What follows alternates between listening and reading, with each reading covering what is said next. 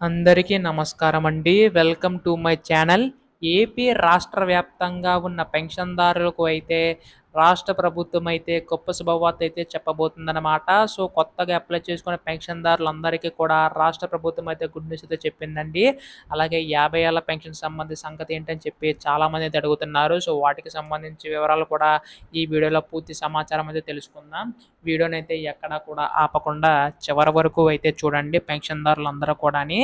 అంతకంటే ముందు కొత్తగా ఎవరైనా మన ఛానల్‌ని చూసినట్లయితే దయచేసి వెంటనే ఛానల్ అయితే సబ్స్క్రైబ్ చేసుకోండి. దీని ద్వారా నేను పెట్టే పెన్షన్ సంబంధించి ఎటువంటి తాజా సమాచారం వచ్చినా మీరైతే ఎప్పటికప్పుడు మిస్ కాకుండా తెలుసుకోగలుగుతారు. అలాగే వీడియోకైతే లైక్ చేయండి. మరికొంతమందికి ఈ సమాచారం అనేది తెలుస్తది. ఇంకా ఆలస్యం చేయకుండా వీడియోలోకైతే వెళ్ళిపోదాం.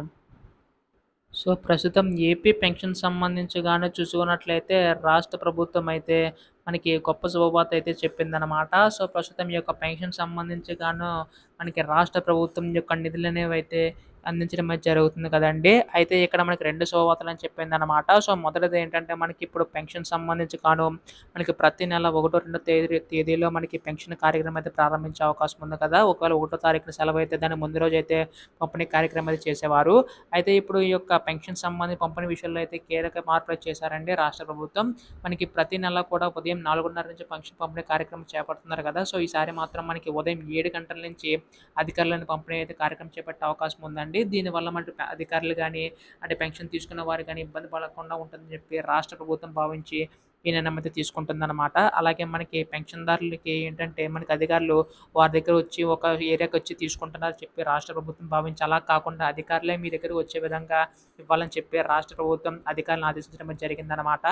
అలాగే మనకిక్కడ కొత్త పెన్షన్ సంబంధించి ఎవరైతే అప్లై చేసుకుందాం అనుకుంటున్నారో సో, వారికి యొక్క నిధులనేవి అయితే పెంచి ఇచ్చే అవకాశం ఉందన్నమాట రాష్ట్ర ప్రభుత్వం. సో, ప్రస్తుతం దీనికి సంబంధించి మనకి రాష్ట్ర ప్రభుత్వం ఈ యొక్క ఏప్రిల్ నెల అప్లికేషన్ విడుదల చేసే అవకాశం ఉందండి. సో, ఒంటరి మహిళలు ఎవరైతే ఉంటారో వారు కూడా ఎదురు చూస్తున్నారు. ఈ యొక్క కొత్త పెన్షన్ అప్లై చేసుకోవడానికైతే అటు 50 ఏళ్ల పెన్షన్ సంబంధించి కూడా 50 ఏళ్ల పైబడిన ఎవరైతే ఉంటారో వారికి మాత్రం ఇచ్చే అవకాశం ఉందండి. 50 ఏళ్ల పెన్షన్ సంబంధించి సో, దీంట్లో బీసీ, ఎస్టీ, మైనారిటీ వాళ్ళందరూ కూడా అర్హులైతే అవుతారనమాట. అయితే ఈ యొక్క రాష్ట్ర ప్రభుత్వం యొక్క నిధులకు సంబంధించి అలాగే మీ యొక్క పెన్షన్ అప్లై చేసుకోవడానికి మనకి కీలక నిర్ణయం అయితే వెల్లడించే అవకాశం ఉందన్నమాట. ఇప్పటికే అనర్హులందరినీ కూడా గుర్తించడం అయితే జరుగుతుందండి. అలాగే ఈ యొక్క వెరిఫికేషన్ సంబంధించి కూడా మళ్ళీ ప్రాసెస్ అనేది కంటిన్యూ చేసే అవకాశం ఉందన్నమాట. ఇప్పటికే దాదాపుగా 7 లక్షల మంది దివ్యాంగుల పెన్షన్ సంబంధించి 2 లక్షల మంది వెరిఫై చేయడం అయితే జరిగిందండి. అలాగే మిగతా వారికి కూడా సాధారణ సర్టిఫికేట్‌లో కనుక 40% కూడా తక్కువ వస్తే మాత్రం వారైతే ఎలిజిబుల్ అనమాట. ఎవరైతే 40% కన్నా ఎక్కువ వస్తుందో వారికి మాత్రం పెన్షన్ యథావిధిగా అయితే వచ్చే అవకాశం ఉందన్నమాట. అలా ఆ ప్రక్రియలోనే మనకి ఎవరైతే కొత్తగా పెన్షన్ అప్లై చేసుకుంటారో సో, వారికి ఈ విధంగా వచ్చే అవకాశం ఉందండి. సో, ప్రస్తుతం దీనికి సంబంధించి తాజా సమాచారం రాష్ట్ర ప్రభుత్వం అందించడం అయితే జరిగిందండి.